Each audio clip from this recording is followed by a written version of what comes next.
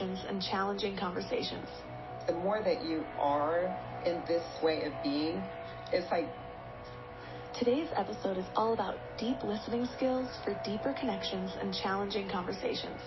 The more that you are in this way of being, it's like the world shifts around you. It might be in a very incremental way, but what we do have control over is how we respond to whatever is before us and how we set the tone.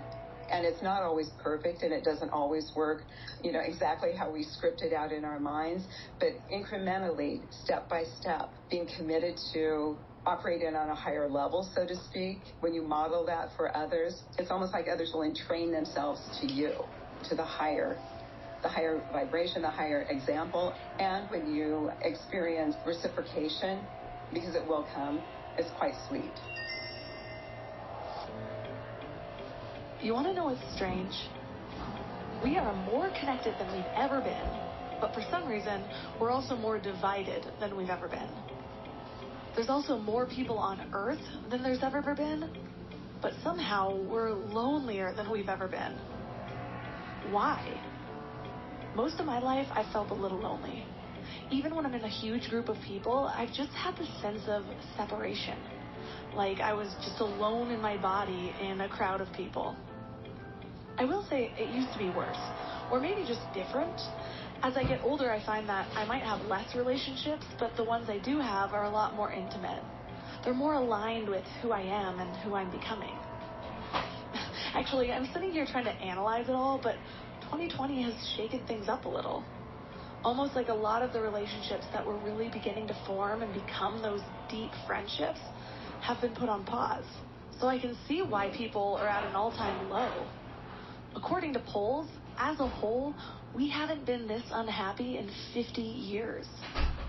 We're social beings, whether you're an extrovert or an introvert. All of us have a deep desire to be loved and to feel connected. But I'm starting to wonder if we're forgetting how to really connect with each other. We have all these tools to help us, and maybe that's why it's so difficult, because we think that the tool will do all the work for us, so we take the responsibility off of ourselves. Kind of like how I used to be really good at remembering directions, but now I find myself using Google Maps just to get somewhere a few miles away in a city that I've lived in for 10 years. The crutch has become a new limb that I refuse to give up. So how do we come back to connection? What are we missing?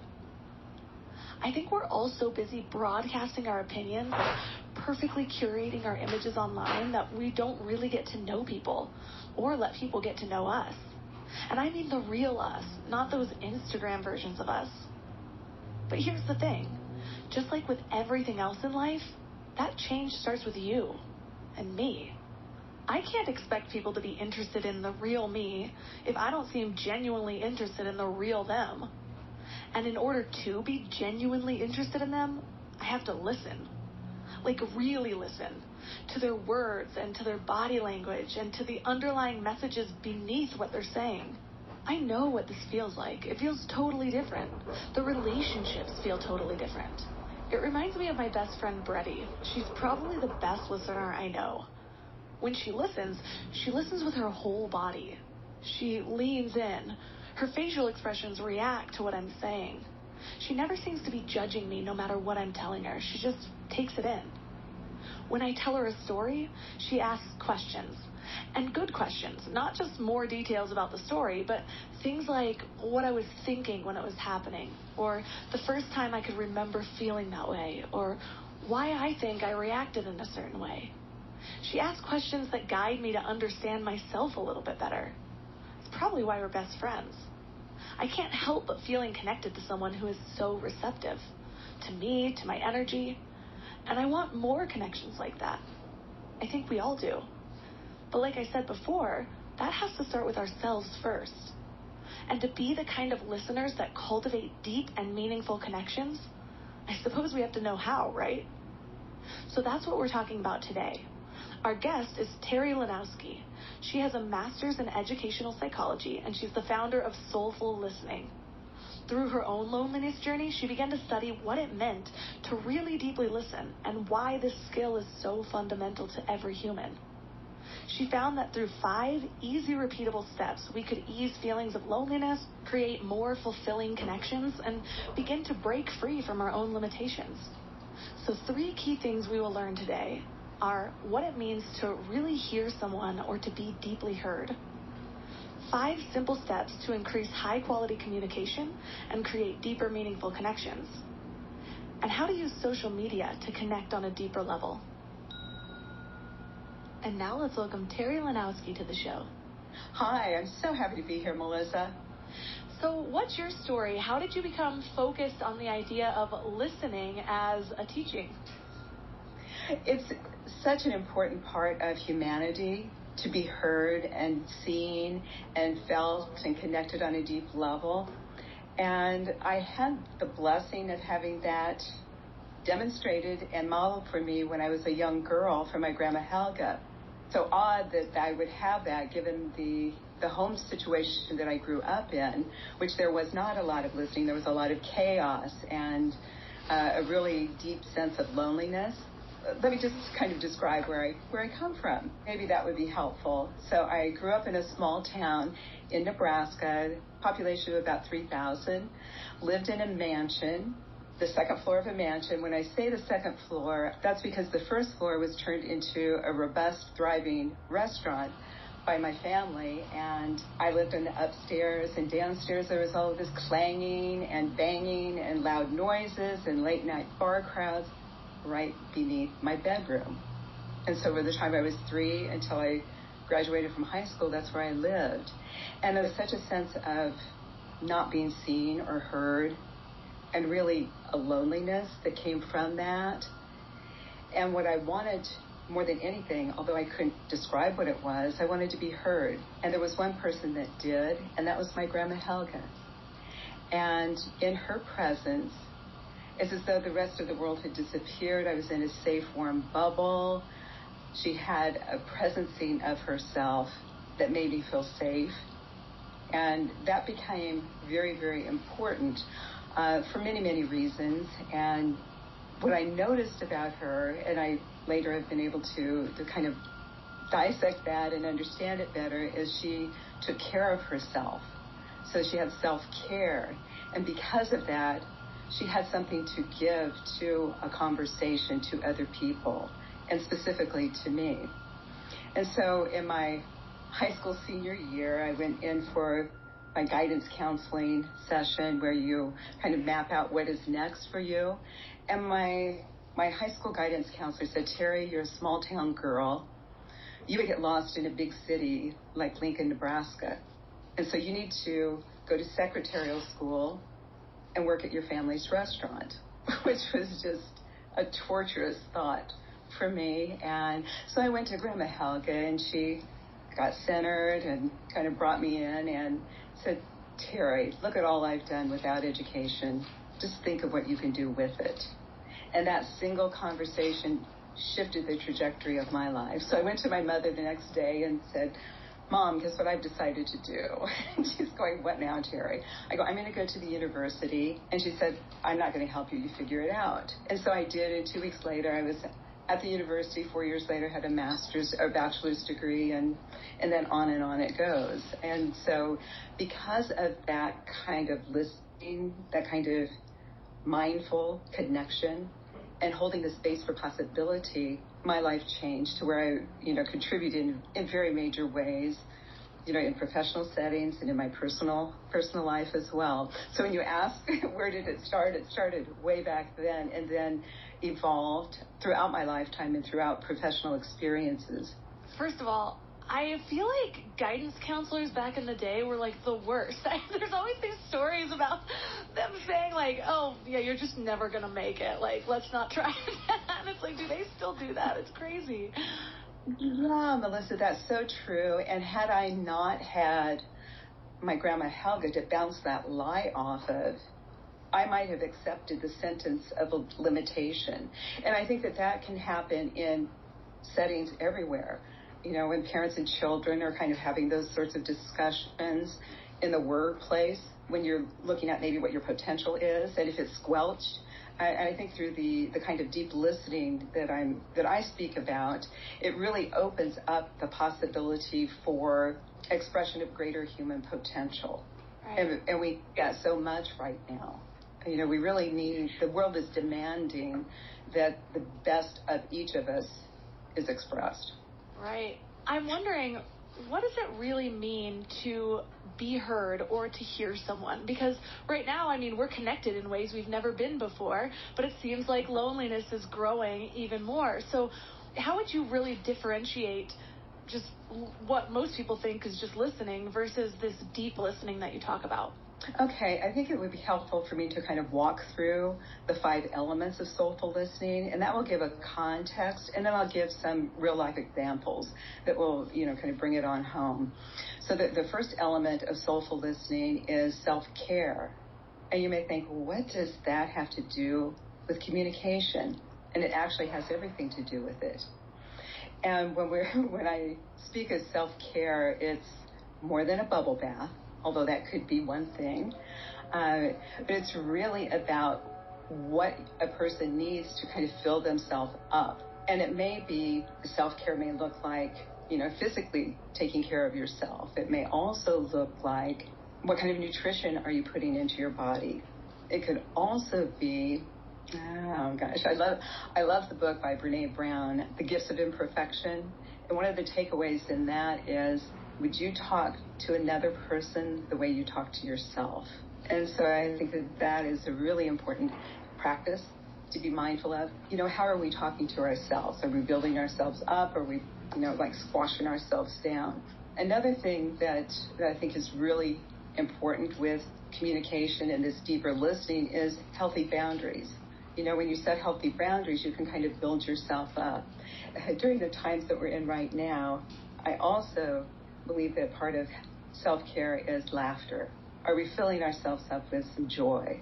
You know, giggling from our toes to our nose as something just brought us a beaming smile across our face.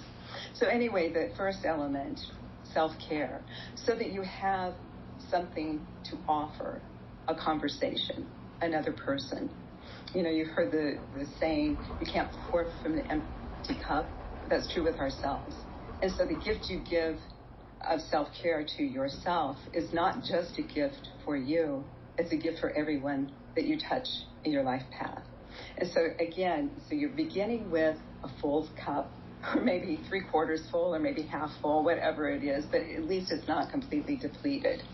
The second element is becoming fully present. And that may sound abstract, but it's really not. You can imagine being in a conversation with somebody, you know that over here they've got a laundry list going. They're thinking about 15 other things, or you are thinking about 15 other things. But to be present, you're in your body, you're in the moment, you're accessing all that you are. And sometimes, you know, a practice that I like to do when I get ready for a really meaningful conversation is to take a couple of deep breaths, you know, very intentional breaths. And so why don't we do that right now? Yeah. Just kind of, yeah. Let's take one deep breath, just in and out. In through your nose, out through your mouth. And now, notice your feet. Notice where your feet are, and wiggle your toes. Notice the warmth in your heart area. And now we're going to take 3 deliberate breaths. Breathe in through your nose. Hold. Out through your mouth. Again, in through your nose. Hold. Out through your mouth. And again, in through your nose. Hold. And out through your mouth.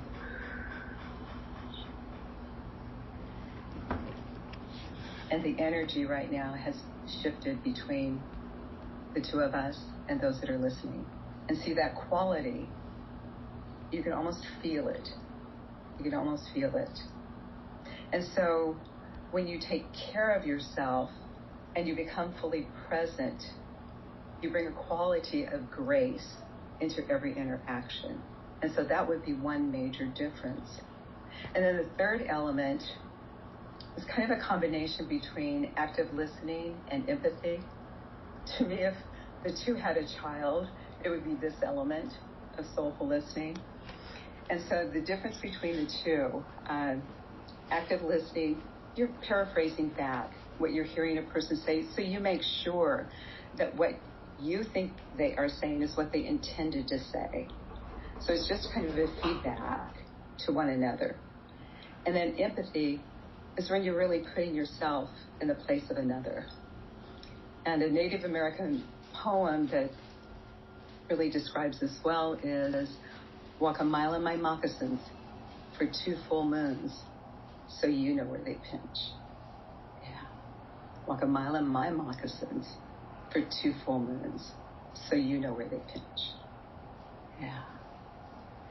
And so when you have that, you're actually hearing a person, you're hearing them on a deeper level, and I would even submit that you're picking up on things that are not being said.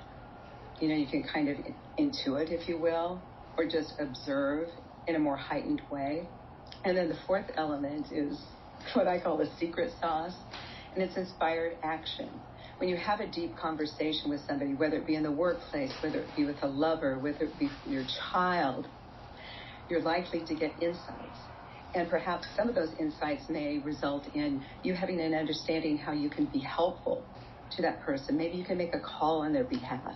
Maybe in the work setting, it would play out like, oh, I am in a position to leverage that idea and give this person credit for it, but maybe their voice would not be heard. So you're walking alongside them. You're not doing for them, you're walking alongside them. And then the fifth element is the feedback loop. I'm sure that we've all had conversations where a person has nodded, you felt heard, and then nothing happens. Maybe you bore a particularly important need that you had or some help that you were kind of hoping to get, and they heard you, and then no action happened. And so then it falls flat. And so by having the feedback loop, it really embeds integrity in the way we interact with one another. And it's something that's so needed right now. Yeah. Does that help kind of frame it? It definitely does. And there's a few different elements in there that I want to go back to. And first of all, I love the practices to be present, because I found that one of the things that gets in our way the most in listening is that we become worried about what we're going to say next. And this happens for a number of different reasons. It can be that we're self-conscious about having conversations and we just want to make sure that there's no awkward silences, as a lot of people call them, or something that person says triggers us, and suddenly that's all we can think about is guarding our own experience by like pushing it onto them or whatever it is. There's just a bunch of different reasons that this happens. And first of all, that breath technique not only calms us down a little bit with whether we are caught in fear or anger or just whatever that is, it also brings us back into our bodies, and that everything getting in our way is us living in our heads too much. It's making our voice louder than our intention, really. And then even what's cool about potentially doing that breathing exercise with another person, so say you're bringing this into like a conversation with your partner or something like that, something where you can feel vulnerable to be a little bit more intimate with them, and say like, okay, we're about to have a difficult conversation, like let's breathe together. There's a science that I'm not quite sure of, but I know I've talked about it before, of that connecting with another person. It's like, I mean, we are friends with women too long, and suddenly our cycles are syncing up. Syncing your breath with another human syncs you in a way that you might not be consciously aware of. So I find that really, really helpful. Wonderful, wonderful. You said a couple of things that I want to spend a moment addressing. And one of them is when you're triggered in a conversation, or you anticipate getting triggered before entering a conversation, a meaningful, like important, high-stakes conversation, what I would invite you to do is to do the breath and then give yourself permission and have the courage to allow the conversation to unfold and be what it will be. And that gives permission for the other person to be their authentic self. And, you know, sometimes there's a little messy parts But that is the beauty of actually connecting on a deep level, is when you accept all that's in the room, all that's in that conversation, rather than be so worried about what am I going to say to respond to something, and or even play out the script in your head. He'll say this, I'll say that, it's going to end like this. If you go in like that, don't even have the conversation. It's not worth it. Right. But when you really, really step up and lead the conversation with presence and with acceptance, and, with a soulful listening conversation, you're not manipulating the conversation. You're holding the space for it to be whatever it is. And asking quality questions would be part of that too, where you can get onto a deeper level and a deeper level. And when that safety is felt, the exchange becomes even more organic. I love that, because I've had a number of triggering people in my life, like many of us have. And what's interesting is, in those moments, whereas it might be really easy for me to walk a mile in my friend's moccasins, it's not always as easy to walk a mile in the moccasins of the guy who's getting on my nerves, because we put this energetic guard up. And so what I found helpful from that is the asking questions, because what I've found works really well for me is not having an agenda of where the outcome's going to go, and just pretend for a while like I don't need to get anything across. My goal is to make this person feel heard, or my goal is to just learn more about this person. And so if I make the goal curiosity instead of teaching, then it automatically helps me shift, and I find that it usually has a better outcome.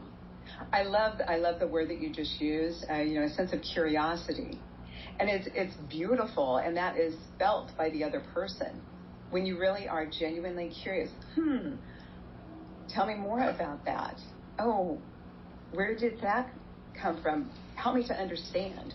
And so when you're really authentically curious, miraculous insights unfold. And then, the inspired action that you might take from that is either you may be in a position to do something for and alongside this person, or you may have an insight into your own behaviors, and you may want to tweak those as well. So it's just, it's a healthy, robust, authentic kind of way of being with other people and yourself. I have a question around challenging conversations, because we're kind of in that topic already, and what I found is that often conversations are challenging because the other person is doing all the things that we're teaching not to right now. They've got this point and they're not listening. And I have found in my life that some of the hardest things are, it's really easy to drop my ego when conversations with my husband, for example, because we've made this a practice for each other. And I'm not saying every time. I could hear my own inner voice laughing like, haha, you didn't do that last week. But most of the time, I have an easier time dropping my ego with him, because we've talked about how the process of letting each other be human and allowing each other's emotions, and living with each other, we might say something we don't mean, whatever. And so I have an easier time coming and saying sorry first, whatever it is, because usually he's the one who says sorry first. So it's like this vulnerability that I know is matched. However, I've also had friendships where I felt like I was always the only person coming to the center, and they stayed on their side.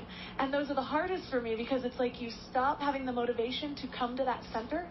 So I'm curious, in these challenging conversations, say it's somebody that's in your life for a longer period of time, like a difficult boss or something like that, how do you find it in yourself to keep being the active listener if you're never met in the middle? Right, and sometimes boundary setting comes into play, But what I would say is, the more that you are in this way of being, it's like the world shifts around you. It might be in a very incremental way, but what we do have control over is how we respond to whatever is before us, and how we set the tone. And it's not always perfect, and it doesn't always work, exactly how we script it out in our minds, but incrementally, step by step, being committed to, operating on a higher level, so to speak. When you model that for others, it's almost like others will entrain themselves to you, to the higher vibration, the higher example of. And when you experience, reciprocation, because it will come, it's quite sweet. It's quite sweet. I heard a sentence in my head as you were saying that, and it was actually kind of weird, but all I heard was, the goal is to shift your reality, not theirs. And I think when you said your things shift a little bit, even if incrementally, I think a big thing becomes that before we're trying to get our point across, and it's frustrating that we can't because that person will never let us through, but it doesn't matter. Like, it doesn't matter if I convince that person of anything, because my happiness isn't dependent on that. My next move isn't dependent on that, And so I think a lot of what we gain from listening is expansion, number one, because we're not just so drilled into our own experience, like this is the only way, everything's subjective. And we stop caring if we convince other people that our reality is right, because we realize that it's all subjective. And so the point is more so to see what we can gain from that conversation, and we get to take that away. They don't have to. Exactly. And there's a richness to that, and to me, listening is love in action. And so that is one way we can extend our love to others. Might not use that word, I use it, because to me it is love in action. The way it plays out, throughout a lifetime, you may start out slow and add to it, and then you become it. And then when people are interacting with you that you have long-term relationships with, it's just the way that you are with one another. I know that's the case in my life with significant people that have been in my life for a long time, including my son. This is the only way he's ever interacted with me from the time he was born, and he's a full-grown man now. And so he wrote a poem about a year ago, and it was, to me, anyway, I'm not going to go into all of that, but in it he stated that this is the only kind of relationship that he will accept in his life. The kind where you have authentic conversations, the kind where you are there for one another, the kind where you listen with a sense of curiosity and you take action and you let another person know that you've got their back. Because humanity, our very humanity, thrives on being seen and heard and supported by others. And when I look at all of the platforms that exist right now, and you made mention of the loneliness with all of the digital connection that we have and the social media, yet the loneliness and hollowness. There are all of these platforms to express ideas and opinions and desires. But my question is anyone really listening? Yeah, I was going to ask if we thought that social media is hurting or helping our ability to connect. And as I was thinking about that question, I find that on one hand, yes, we can connect with people that we wouldn't have otherwise had the opportunity to connect with. On the other, we're also creating habits of broadcasting and limiting what we can get back. And so I'm curious, what effect do you think that has on us as a whole? I think that there are wonderful aspects to the global connection that we have. I think that, there's a beauty to that. I also think that, we can get trapped into the comparison game, and it can, kind of crush our self-esteem and really hamper the way that we blend and interact with other people. As you described it as broadcasting as opposed to reciprocation of ideas and emotions and being supportive of one another. I think that there are places for both. I would love for there to be a deeper understanding of how to connect even through social media on a deeper level. I don't know, I ran across this practice, and it was just recently, and it was one way to raise your happiness level, and it's reaching out to a new person every day and writing a 2-sentence, affirmation or gratitude toward them, and do that for 21 days to 21 different people. So social media would be just an extraordinary way to do that, or writing a text. And so I'm imagining how we can do those sorts of things if we know how, if we are encouraged to do so. Or you can lose an entire day flipping through social media and not come away with any rich, deep connection with anybody. So it's I see that. And then when I run across studies, like there is a Cigna study that's fairly recent, and it is pre-COVID, and indicates that half of the American population are lonely. Half of the American population are lonely, and the hardest hit are our youth. Now that is just crushing. And that loneliness has a health impact equivalent to smoking 15 cigarettes a day. So it's serious. And I don't think that social media is the culprit. I think how it's being used may not be as helpful as it could be. Yeah. Right? Because when I think of loneliness is, to me, a lack of connection. So if we're broadcasting, we might consider that, well, I am being heard. I'm posting 5 times a day. But you're not receiving back. And if you're scrolling, you're just consuming everybody else's thoughts and ideas, which can be really draining, because you don't really have that guard up a lot of times when you're scrolling. But where's the connection? Like, how many people per day are you having an actual exchange with? And that is so much different. Mm-hmm. So I'm curious, say you were going to do social media the right way. Say you were talking to your child and you're like, okay, these are the things you need to be careful of. Try this. What would you have him or her do? Well, I think the one example that I just gave, I think that would be maybe a fun family activity. And maybe you would do it jointly, because modeling really makes a difference with children. So if we're going to talk about children for right now, so maybe in the evening, well, hey, Sam, come on over here with Mom, and let's sit down and let's write 2 sentences to Grandma. You say, Grandma, I love your cookies, and you have the best smile ever. And then send that off to Grandma. And then the next night, you see where you can bring that together. And so in that kind of modeling, not only are you sending out, this love and connection to Grandma, you're also having an interaction between the parent and child, you see. And so that is developing a way of interacting that is non-threatening, not in control, not manipulating the interaction, but you're doing something constructive. So that is just off the cuff. That was one thought. I love that. And I can't help but think of like the energetic karma that you create in doing something like that. Like, and how fun a child would think that would be, because I'm already thinking it's fun. Like, what if every single day at 5 o'clock I had a little timer set on my phone, and I was like, okay, I'm going to find somebody and I'm going to say something meaningful to them as a compliment or something like that about what they're doing. I know a bunch of, whether that's an influencer that's inspiring you, or whether it's your cousin or your grandma or whatever, and just having the intention of just spreading love.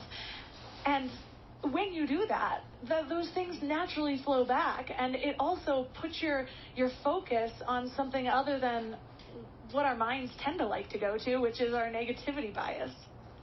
Right, and the quantum physics, what you focus upon expands. And so let's take Sam and Mom coming together. If you're focusing on building a relationship within your own family unit, and you're, showing how to spread that out to others, that's going to have a ripple effect. Yeah, it just will. How do you recommend setting these healthy boundaries for the conversations that are a little bit more challenging for us? Within the context of the conversation itself, what you may do is you may, like on the front end, say, if it's going to be a difficult conversation, if you know that's what it is, and it's not just a pattern that you're developing, you may set a time frame. Hey, George, can we set 5 minutes aside to have a conversation about this thing that we need to have a conversation about? Give me a topic. Let me just role play if you have one that is in mind, and I'll just take it and go with it. Sure. I'm for some reason thinking about bosses because I've had a number of difficult people. So say it's somebody that's, I don't know why this is coming to mind, but infringing on your personal time and sending you texts about work outside of it. Sure. And so one way to set a healthy boundary is to, get clear within yourself. What do you need? What do I need out of this? So it's not everything in the kitchen sink coming to play. So what do I need out of this? And what I've just heard you say was, I need to have my personal time guarded. I need to protect my personal time. And so you can start out the conversation, and you would have had some kind of, I don't know, arrangement or agreement ahead of time. And so let's say that you've been practicing this way for quite some time with your boss, and you say, hey, can I book 5 minutes? I have something I would really like to have a conversation about. And so then make sure that you have taken care of yourself, you're well rested, you're not going in just dragging yourself and all in a tither to begin with, and then just raise the question. I've been experiencing the text bleeding over into my personal time, and I wonder what you think about that. And so then you start the conversation. You said, well, maybe he would say, well, no, that's not happening. And you maybe say, well, it's been my experience, and over the past week, it's accelerated, and it's gone to this level. What might we do about that? And so then you're having a conversation, and with the intention that your boss perhaps is willing to have this conversation. And then you can say, I know you need to reach me sometimes, and I would love it if we could set it for on Wednesdays only, like we'll bracket Wednesdays, so that I know, so I can, have the rest of my week, and I really would appreciate that. That would be just one possible conversation. Did that ring? It does, and I, for some reason, thought of the most random example, but I like the idea of the sandwich too. What you said kind of reminded me of that. I always sandwich things with like, here's the good, and then here's my difficult part, or whatever. And you had said, like, I know that you need to reach me sometimes, and I feel like I could even add to that something where maybe it's the bringing in the empathy element of, I know the work that we're doing is really, really important, like giving voice to what you know that they care about in the best way possible. And I know that it's important that we communicate often about this, however, and then kind of state your boundary. Is that an example of bringing the empathy into it because you're seeing where they're coming from? It would be. And let me just go ahead and give a work example. Sure. So I'm going to walk you through the 5 elements, and it would be real life. And so it was a man and I worked together for 17 years, and I interacted with him in this way, although I didn't call it soulful listening at the time, but every morning he would come into my office, we would sit down, we would have this brief exchange. I would, take a couple of breaths and get present. And this one day he came in, I could tell, his name's Jerry, and I could tell Jerry was agitated about something. So I go, hi, Jerry, what's going on? And listened, and really got present. And what had happened, we were working for a large corporation, and there were multiple layers of paperwork that were being required and reports that were duplicated, and it was about ready to drive him over the edge. And so I could tell that he was, I was tuned in, empathy, he was irritated. He was such an amazing man, and I knew that he had the answer. He had the answer inside of him. So I said, how might this be better? And so then he came up with a solution right there on the spot. But in order for things to change, it would have had to have been elevated to a higher level. And I was in a position to take that to a higher level. So I hear what you're saying, Jerry. I will take this, and we'll see if we can make a change. So anyway, elevated that to a national headquarters of a very large organization. I came back to Jerry and I let him know, hey, your idea has been floated up and we're waiting to hear back. So you see where that embeds integrity and how we're interacting with one another. And as the end result of it all, Jerry, of course, got credit for this, but that whole process was flipped on its ear and it was changed nationwide from the beginning of a simple conversation, but more importantly, the long building of a way of interacting with integrity with one another. So what that does when you have that kind of environment between people, whether it be in the workplace or with lovers, when you have that kind of environment, you can actually let your frustrations out in a healthy way, and you can get a layer deeper into finding a better way forward. And then by taking the inspired action, everybody benefited. And so that's how one can lead. And I won't take credit for Jerry's work, but I will say that us walking alongside one another really amplified the genius of his suggestions. Yeah. Right, because it reminds me of how the idea of masterminds, I think it was Napoleon Hill of Think and Grow Rich talked about, two minds coming together isn't just one mind plus one mind, it's exponential, because you don't know what you're going to draw out of somebody. And my biggest takeaway from your example, well, one of them, was that you said, how might this be better? And what I found in difficult conversations, when somebody's triggered emotionally, their focus often is on the negative. And so they come with these, what's happening that's wrong, and it sets off the defense in the other person, which is also the negative. And the moment that you get somebody to focus more on the solution than on the problem, they might not have even known that they had the solution in their mind, but just by you asking that, their mind diverts from the problem to the solution, and they come up with a solution, and suddenly you guys are both focused on the positive. It's so true, and that is really holding the space for possibility. Holding the space for possibility when you don't prescript, when you allow whatever's in that conversation to emerge in its fullest extent. So say in a partnership, because I know a lot of people are spending more time with their partners right now than they ever have before. We've discussed how, in that example, you talked about really approaching a difficult conversation when the other person is agitated. Well, say you are working on these active listening skills, and in a home where you are feeling lonely. I've just spoke with somebody who basically was like, yeah, we're at home more than ever, but we both have our own agendas, and it's almost easier to just be in our own worlds right now. How do you have that conversation with your partner where you want to be heard more, where you want to come together and have a deeper connection? How would you recommend introducing that? Without knowing the details of any one specific situation, what comes to mind is, really setting up the stage to have a shared positive experience. Start there. Okay, so I'm going to take you back to Grandma Helga again. She was masterful at, the kitchen was filled with aromas, so you're setting the stage beautiful, you feel invited. So how might you bring that into that home situation? Don't need anybody else's permission to do that. You just set the environment and see what happens. See, by you inviting in, beauty and peace and receptivity, how might that change everything without a script?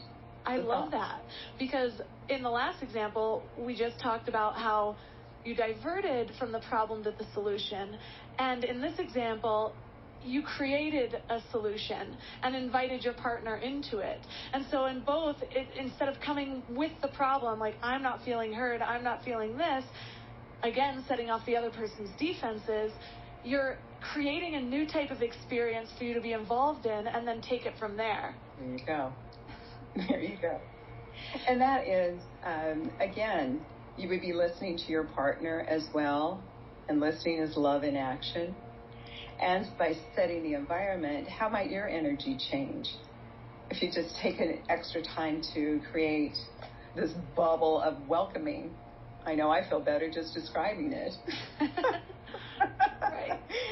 And what I found too is one thing that is a motivator for me in listening, kind of how we talked about going into a conversation with curiosity, is when I realized that listening can be a whole experience of understanding or learning about even myself more. Because as somebody's talking, I'm like, oh, that just triggered me. Or, oh, wow, what am I curious about right now? Where is this where is my curiosity taking me with this person? What am I feeling in my body during this conversation? And not to get too far out of the listening, but like just making it an immersive experience rather than just being there and absorbing the words. You're absorbing the entire experience and noticing the shifts that happen in your body and in your mind in this connection. And when I notice what's going on in my mind or in my body with any experience, I find that that's what keeps me coming back to the practice, because it's not so much in my mind, it is a whole experience, and it is immersive and fun and insightful, if that makes sense. Oh, it absolutely makes sense. And soulfully listening to yourself is very important too. And so how that may play out, if we're at odds with ourselves, we're experiencing something that might be called cognitive dissonance. So I'm not going to go into the whole psychology part of it, but when you feel that inner agitation, that is a sign to yourself that something is out of alignment. And so when you're within a relationship and you feel that agitation, there's a disconnect and a dissonance between the two of you, or certainly within yourself. And so when you're aware of that, you can kind of course correct through practices that you have at your disposal in your back pocket, mindfulness practices like meditation, like breathing, and those sorts of things, so that you can access the fuller potential of your own being within any situation, which is a gift to everybody that you cross paths with. Well, thank you so much for sharing all of these really amazing takeaways and just actionable, that's the word I'm looking for, the actionable things that we can do to connect better in a time where I think we need to connect so much. So for listeners who are interested in learning more about you and what you teach, where's the best place for them to connect with you? It would be my website, which is soulfullistening.com.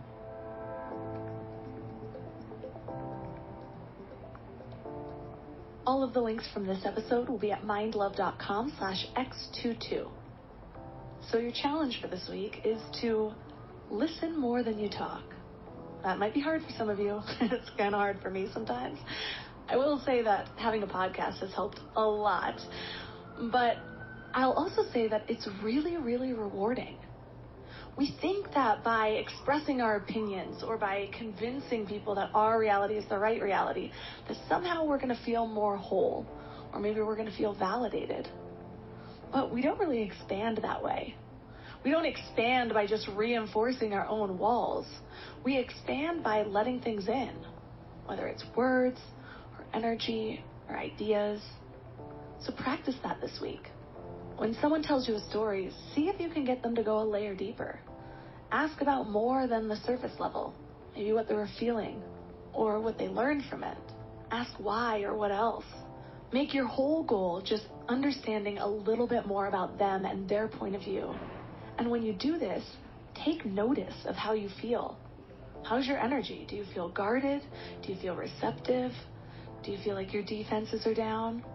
Do you feel triggered, worst case scenario? Because even in those moments that you're feeling triggered, it's an opportunity to learn more about you. Let me know how it goes. Reach out to me on Instagram at mindlovemelissa and tell me what you learned. For all of you members, thank you so much for being a part of this community. You are my favorites. And as always, thanks for giving your mind a little love today, and I'll see you next week.